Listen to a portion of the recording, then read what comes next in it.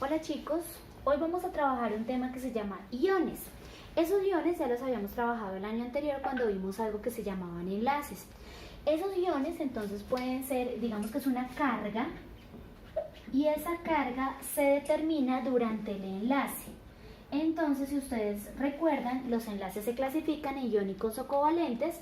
Eso depende de la cantidad de electrones que se compartan o del nivel de electronegatividad que posean los átomos. Sin embargo, en este caso, cuando yo hablo de un ion es porque posee una carga. Y esa carga puede ser positiva o esa carga puede ser negativa. Es una carga eléctrica que posee el átomo. Cuando la carga es positiva, entonces vamos a hablar de los cationes. Y cuando la carga es negativa, vamos a hablar de los aniones. Deben recordar que cuando hablábamos de los enlaces, aquel elemento o aquel átomo que para cumplir la ley del octeto regala sus electrones, cede sus electrones, se convierte en un átomo positivo y a él se le llama catión. Pero cuando el átomo que requiere cumplir la ley del octeto recibe los electrones, se vuelve un átomo negativo y a él se le conoce como anión. En la química estos términos también se pueden conocer como los cátodos y como los ánodos. Pero esto ya se da cuando se trabajan cargas eléctricas. Eso ya es, digamos, más como para el tema de las pilas o algo así. Pero me interesa que un ion es una carga neutra que se puede convertir dentro del enlace en una carga positiva o en una carga negativa. Es decir, en un catión o en un anión. Cuando nosotros hacíamos todo el proceso de los enlaces y hacíamos todos los átomos, y eran ejercicios que se nos comían más o menos una página, nosotros determinábamos en algún momento el catión y el anión. ¿Listo? Sin embargo, esos iones dentro de la nomenclatura tienen unos nombres específicos. Nomenclatura tienen unos nombres muy específicos y esos nos los tenemos que ir aprendiendo con el paso del tiempo. Digamos que yo no le puedo dar una nomenclatura que yo quiera o que yo me inventé, o no la puedo sacar desde la nomenclatura stock, desde la nomenclatura sistemática o desde la nomenclatura tradicional, porque ellos ya tienen unos nombres específicos para cada uno de los compuestos.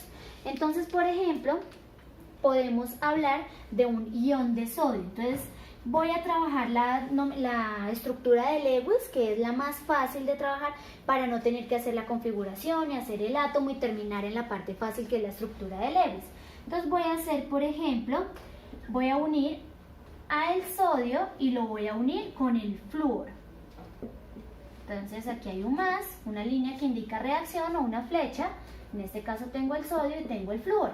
La estructura de Lewis me dice que plantee el átomo con un símbolo, como yo quiera, un símbolo gráfico, que puede ser una carita feliz, una estrellita, un triangulito, lo que yo quiera, para identificar el grupo al que pertenece el elemento.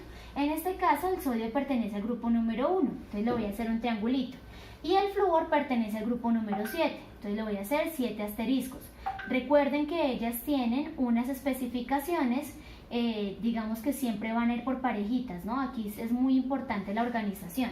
Entonces, grupo número 1, grupo número 7.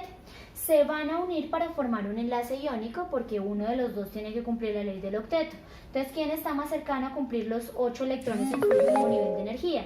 En este caso, pues es el tema del flúor. Entonces, el sodio pierde su electrón y se lo regala al flúor, que ya tenía 7, para que él complete la ley del octeto.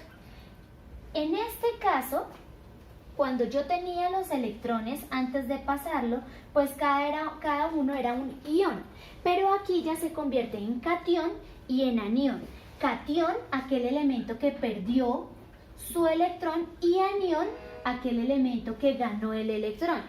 Pero ¿cómo los vamos a nombrar? ¿Qué nombre van a recibir? Entonces resulta que el sodio perdió un electrón. Al perder el electrón, pues tiene un protón de más, por eso queda con carga positiva. Pierde el electrón, por tanto tiene un protón de más y queda con carga positiva. En cambio, el flúor recibe un electrón, es decir, que queda con carga negativa, tiene un electrón adicional. Entonces, en este caso, este señor se llama un ion sodio.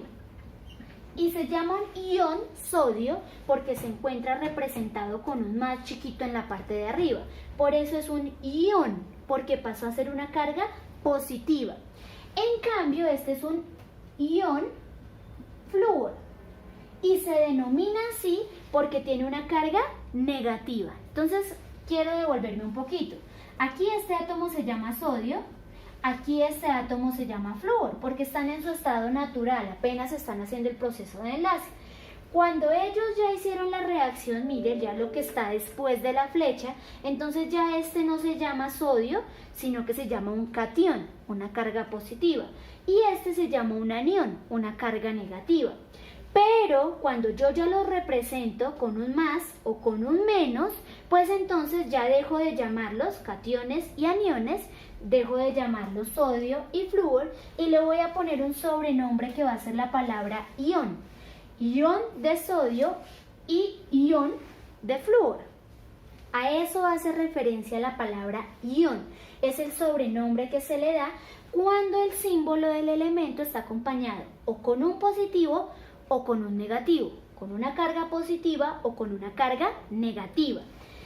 Pero esto lo hicieron los científicos durante mucho tiempo.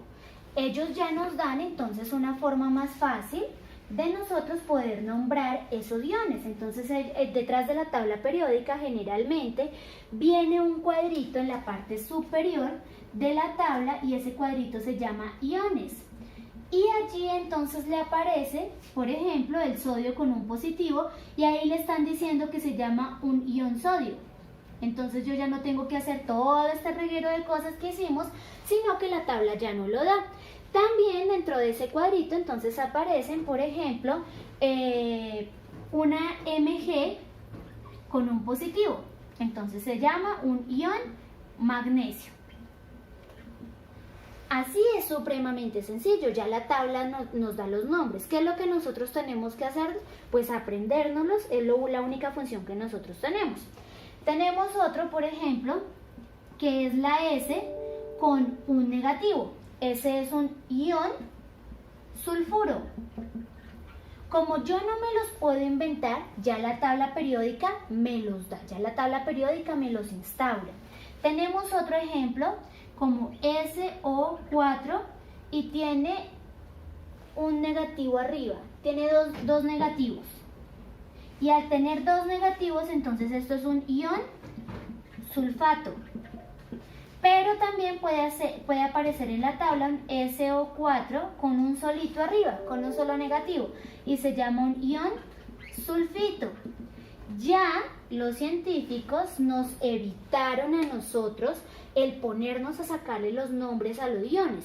¿Qué es lo que tienen que hacer? Pues revisar la tabla periódica y verificar cómo se llama ese ion, buscar cómo se llama el ion. Entonces, ¿yo qué hago? Pongo el ejercicio, por ejemplo, en el caso de CO3 y dos negativos. O puede aparecer CO3, 2 menos. Le puede aparecer de esa forma. Entonces, ¿usted qué dice? Este 2 menos, pues son los mismos 2 negativos, es la misma representación. Esto es un solo ejemplo, es un solo ejercicio. ¿Qué es lo que yo tengo que hacer? Me voy a mi tabla periódica o busco por internet cómo se llama este ion, porque vuelvo y les digo, nosotros no nos podemos inventar los nombres. Entonces ahí en la tabla le va a aparecer que se llama un ion carbonato. Y eso es todo lo que tenemos que hacer con los iones. Importante saber que se clasifican en cationes y en aniones. Importante también írselos aprendiendo con el paso del tiempo. Que si yo encuentro un SO4 con doble lineecita, voy a saber que es un ion sulfato. O que si yo encuentro un SO4 sin las lineecitas, entonces ya no es un ion, sino que significa una sustancia sulfato, o que así se llama esa sustancia. Ya con el paso del tiempo nosotros nos los vamos aprendiendo. Voy a necesitar que ingresen a la plataforma de Classroom donde les dejo un pequeño trabajo. ¡Chao!